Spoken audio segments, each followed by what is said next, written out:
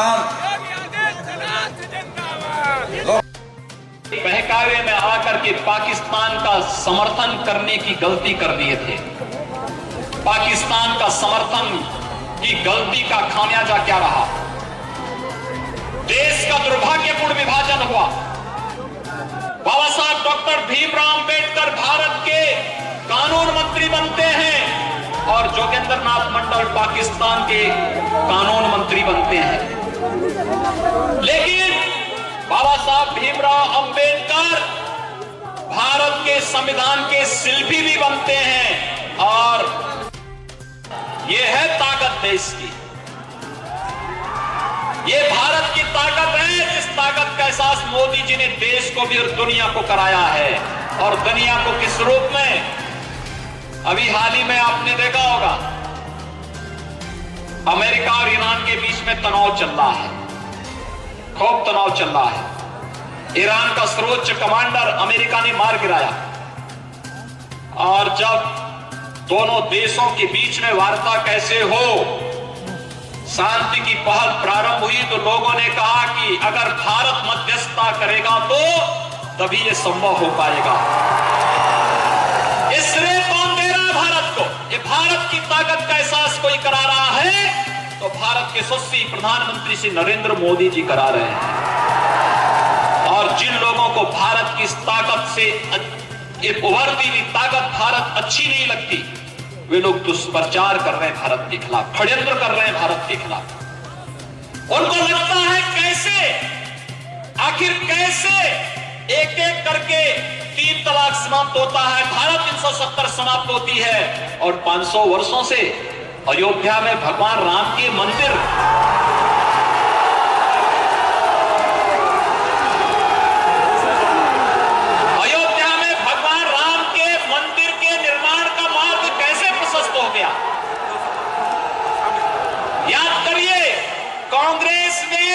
Supreme court में एक application लगाई थी और एप्लीकेशन इस बात को लगाई थी कि राम जन्मभूमि का फैसला नहीं होना चाहिए, लेकिन हो गया फैसला। और मैं बधाई देता हूं आप सबको, अयोध्या में भगवान राम का भव्य मंदिर के निर्माण का मार्ग भी प्रशस्त हो गया है। यह है न्यू इंडिया। और भाइयों बहनों, इस न्यू इंडिया से जिसने अपनी लोकतंत्र की ताकत को, न्यायपालिका की ताकत को और भारत की ताकत को दुनिया के सामने प्रस्तुत किया। लोग कहते थे राम मंदिर का फैसला अगर आ जाएगा तो कत्लेआम होगा। हमने कहा मच्छर भी नहीं मरने वाला है, कुछ नहीं होगा, फैसला आएगा और उस फैसले को लागू कराएंगे। और आज मैं आपको आमंत्रित करने के लिए भी आया हूं। मकर संक्रांति का पर्व आ रहा है और भगवान राम के भव्य मंदिर के निर्माण का मार्ग प्रशस्त होने जा रहा है। प्रधानमंत्री मोदी जी को अभिनंदन भेजिए कि इन्होंने जो कहा था कि देश की आकांक्षाओं की पूर्ति का कार्य हमारे दूसरे कार्यकाल में होगा, एक एक करके सभी कदम उठाए जा रहे हैं। और ये नागरिकता कानून भी संतुष्ट नहीं, जिन्हें भारत एक भारत अच्छा नहीं लगता, श्रेष्ठ भारत अच्छा नहीं लगता, वे लोग जो साजिशें कर रहे हैं, इन साजिशों का पर्दाफाश करना और वास्तविकता जनता के बीच में रखना, ये हम सबका दायित्व है। और उस दायित्व का निर्वहन करने के लिए ही आज ये मंच आप सबके सामने यहां पर उपस्थित हुआ है कि आप में से एक एक कार्यकर्ता, एक एक नागरिक प्रधानमंत्री मोदी जी का और गृह मंत्री अमित शाह जी का प्रतिनिधि बन करके जब समाज के बीच में जाएगा, ये भ्रम अपने आप दूर हो जाएगा। भाइयों बहनों, जब हम लोग इस नागरिकता कानून की तह में जाएंगे, तो ऐसा नहीं कि नागरिकता कानून पहली बार बना हो। याद करिए 1947 में देश का दुर्भाग्यपूर्ण विभाजन, इसके लिए कोई जिम्मेदार है तो कांग्रेस जिम्मेदार है। कांग्रेस की सत्ता प्राप्ति की अतिलिप्सा देश के विभाजन का कारण बना था और विभाजन के बाद लगातार मांग उठ रही थी कि देश का विभाजन नहीं होना चाहिए। 1946 में जब संबंध में जनादेश की बात सामने आई थी, तो इस देश के अखंड भारत के लगभग 100% हिंदुओं ने कहा था, सिखों ने, बौद्धों ने, जैनियों ने, इन सब ने भारत विभाजन का विरोध किया था कि भारत का विभाजन नहीं होना चाहिए। लेकिन देश का दुर्भाग्यपूर्ण विभाजन 1947 में हुआ। भारत के अंदर 1947 से लेकर के और आज तक मुस्लिम आबादी कई गुना बढ़ी, 7 से 8 गुना आबादी बढ़ी है। किसी को आपत्ति नहीं। अगर भारत के अंदर रहकर के भारत के नागरिक के रूप में भारत के विकास में सहभागी बनना चाहते हैं, सबका स्वागत है। उनकी आबादी बढ़ी इसलिए क्योंकि उन्हें भारत के अंदर विशेष अधिकार दिए गए, हर प्रकार की सुविधाएं दी गई, आगे बढ़ाने का हर संभव प्रयास हुआ। लेकिन पाकिस्तान के अंदर क्या हुआ? 23% आबादी हिंदुओं की थी 1947 में, और आज पाकिस्तान के अंदर हिंदुओं की आबादी नहीं है। कहां चले गए? या तो मार दिए गए, या भगा दिए गए, या धर्मांतरित कर दिए गए। यह पाकिस्तान की वास्तविकता है। और यह सिलसिला 1947 से प्रारंभ हुआ, लगातार चलता रहा। 1950 में जब पाकिस्तान के अंदर अल्पसंख्यकों का कत्लेआम और उनका धर्मांतरण नहीं रुका, तो नेहरू लियाकत समझौता भी होता है। दोनों देशों के प्रधानमंत्री आपस में बैठ करके समझौता भी करते हैं, और समझौता करने के बाद इस बारे में समझौता होता है कि दोनों देश अपने अपने देशों के अंदर अल्पसंख्यक समुदाय की रक्षा करेंगे। भारत ने समझौते का पालन किया, लेकिन पाकिस्तान ने समझौते का पालन नहीं किया। 1955 में नेहरू जी जब देश के प्रधानमंत्री थे, भाइयों बहनों, तब 1955 में भारत ने अपना नागरिकता कानून बनाया था, और ये नागरिकता कानून समय समय पर संशोधन भी हुआ। और इस अंतिम संशोधन के लिए एक समय सीमा दी गई कि 31 दिसंबर 2014 के पहले पाकिस्तान, अफगानिस्तान और बांग्लादेश से जो भी हिंदू, सिख, बौद्ध, जैन, पारसी, ईसाई पीड़ित और प्रताड़ित थे, जिन्होंने भारत के विभाजन का विरोध किया, लेकिन वे वहां से वापस आ नहीं पाए।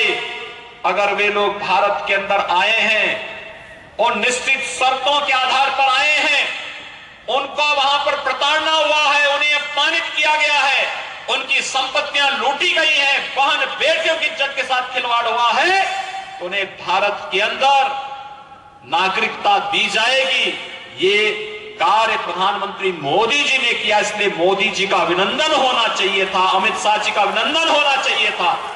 लेकिन भाइयों बहनों, जो लोग हर एक मोर्चे पर भारत को विफल करना चाहते थे, आपने देखा होगा सदियों से मुस्लिम महिलाओं का अपमान होता था 3 तलाक के नाम पर। मोदी जी ने 3 तलाक को हमेशा के लिए तलाक करवा दिया, समाप्त करवा दिया।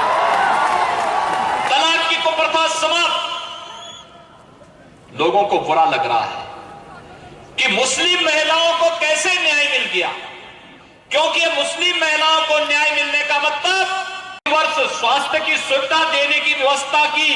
क्या किसी की जाति और मजहब पूछा?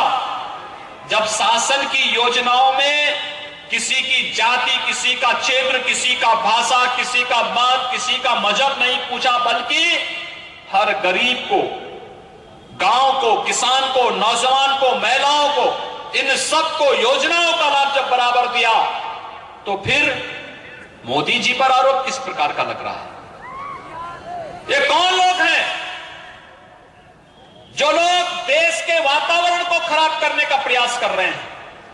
और दूसरी तरफ भाइयों बहनों, मैं आप सबसे कहना चाहता हूं, मैंने देखिए जो लोग गलतफहमी पैदा कर रहे हैं, मैंने महर्षि अरविंद की एक बात सुनी थी। उन्होंने एक बात कही थी। महर्षि अरविंद देश के महान स्वतंत्रता संग्राम सेनानी भी थे, बहुत बड़े क्रांतिकारी थे। और महर्षि अरविंद ने एक बात कही थी, और बात उन्होंने इस रूप में कही थी कि देश के अंदर, भाइयों बहनों, उन्होंने एक बात कही थी, और वो बात कही थी कि इस युग का सबसे बड़ा पुण्य है देश के हित में कार्य करना। और उन्होंने सबसे बड़ा पाप माना था, उन्होंने सबसे बड़ा पाप माना था देश के साथ गद्दारी। और मुझे लगता है कि देश के खिलाफ गद्दारी करने वाले लोग किस प्रकार के पाप के भागीदार बनते हैं, ये आपने देखा होगा। अनेक अवसरों पर ये उदाहरण हम सबके सामने देखने को, सुनने को मिलते हैं। मैं केवल एक उदाहरण आपके सामने दूंगा। भाइयों बहनों, एक उदाहरण आपके सामने पर्याप्त होगा इसको समझने के लिए। यह देश सब आजादी की लड़ाई लड़ रहा था, तो भाइयों बहनों, आजादी की लड़ाई के दौरान इस देश के अंदर देश के वंचितों, देश के गरीबों और देश के दलितों की आवाज बन करके दो आवाज उभरी थी। एक आवाज थी बाबा साहब डॉक्टर भीमराव अंबेडकर जी की, और दूसरी आवाज थी श्री जोगेंद्र नाथ मंडल जी की। ये दो आवाज थी। भाइयों बहनों, हम सब इस बात को जानते हैं, बाबा साहब भीमराव अंबेडकर निरंतर भारत की आजादी की लड़ाई को आगे बढ़ाने के साथ साथ वंचितों, गरीबों, दलितों की आवाज बनकर के उभरे थे। लेकिन कांग्रेस उनका पान करती थी। 1946 में नेशनल असेंबली के चुनाव में बाबा साहब भीमराव अंबेडकर को मुंबई से इन्होंने हरवाने का षड्यंत्र भी किया था। और तब बाबा साहब भीमराव अंबेडकर के लिए कोलकाता में किसी ने अगर अपने सीट छोड़ी थी तो नाम था श्री जोगेंद्र नाथ मंडल का। लेकिन भाइयों बहनों, बाबा साहब भीमराव अंबेडकर देश के अंदर दलितों, वंचितों, गरीबों की आवाज थे ही, देश की स्वाधीनता के भी आवाज बने थे। और जोगेंद्र नाथ मंडल नागरिकता लेने का नहीं।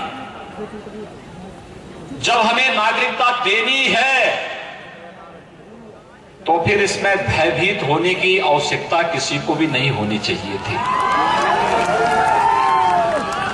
दूसरा कि यह कानून किसी जाति, किसी मत, किसी मजहब, किसी क्षेत्र, किसी भाषा का विरोधी भी नहीं है।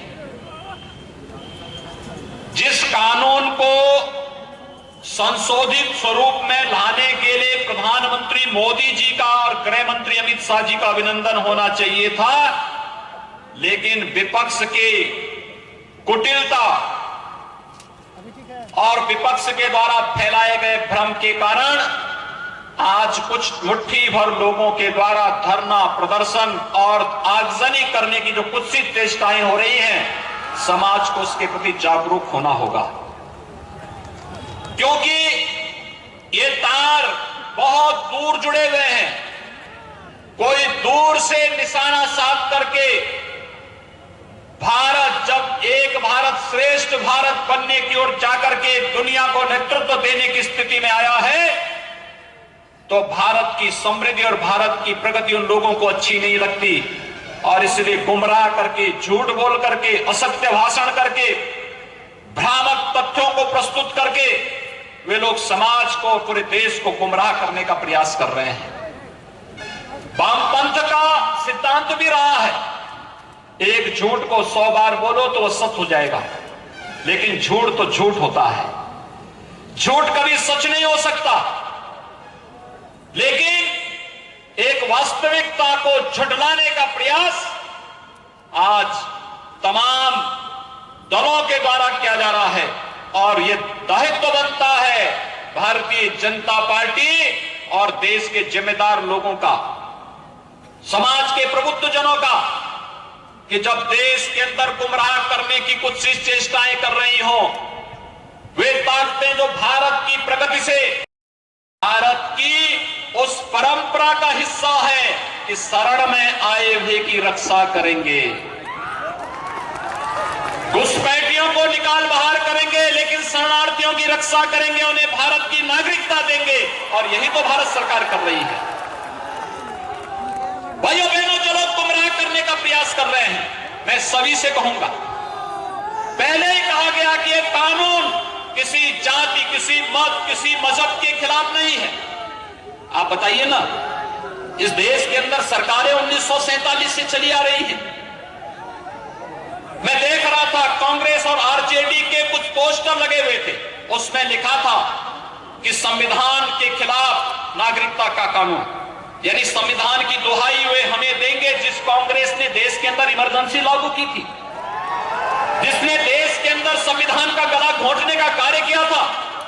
वह कांग्रेस आज संविधान की दुहाई दे करके देश के अंदर बने एक अच्छे माहौल को, देश के अंदर बने हुए एक अच्छे कानून को किस तरीके से नकारने का कार्य कर रही है।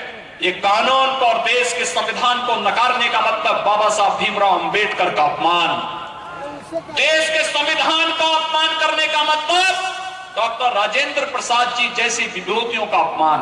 और कांग्रेस ये कार्य लगातार कर रही है, उसके सहयोगी लगातार ये कार्य कर रहे हैं, लगातार एक साजिश के तहत दुष्प्रचार कर रहे हैं। लेकिन मैं आपको बताना चाहता हूं भाइयों बहनों, मोदी जी ने अपने पिछले कार्यकाल के दौरान, आपने मोदी जी का कार्यकाल देखा पिछला 5 साल का, उन्होंने मकान दिया, प्रधानमंत्री आवास योजना में क्या किसी की जाति, किसी का मत और मजहब पूछा? उन्होंने रसोई गैस के कनेक्शन उज्ज्वला योजना में दिए, किसी की जाति और किसी का मजहब पूछा? उन्होंने प्रधानमंत्री किसान सम्मान निधि दिया, क्या किसी की जाति और किसी का मजहब पूछा? सौभाग्य योजना में विद्युत के कनेक्शन दिलवाए, क्या किसी की जाति और मजहब पूछा? आयुष्मान भारत में 5 लाख रुपए हर गरीब को बंद होना। और इसीलिए जो लोग फतवों के बल पर देश की व्यवस्था संविधान से न चले बल्कि फतवों से चले, उनको सबसे पहली अड़चन तो उनके लिए थी कि 3 तलाक की कुप्रथा को रोक क्यों लगा दी गई, क्यों कानून बना दिया गया। दूसरा,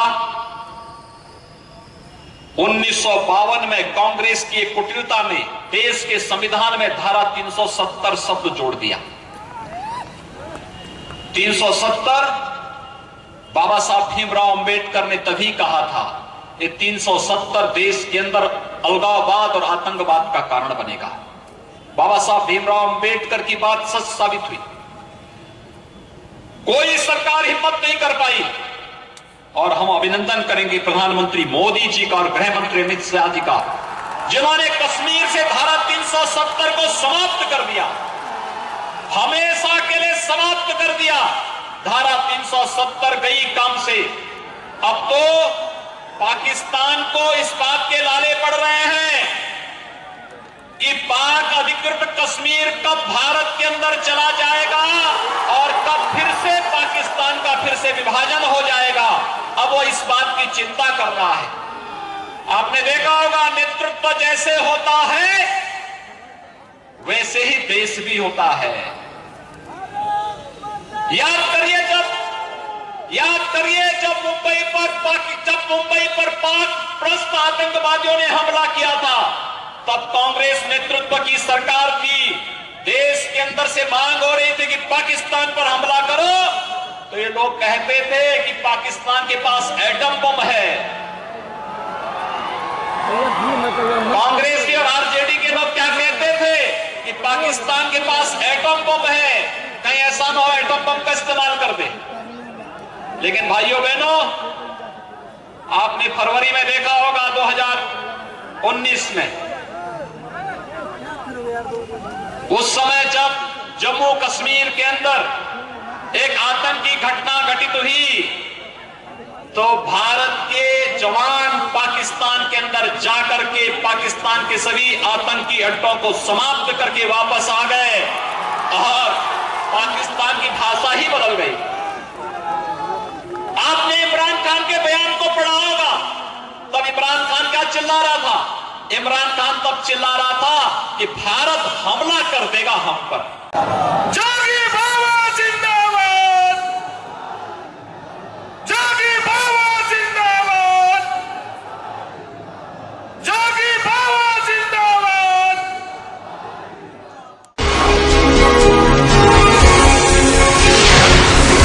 ATN Live।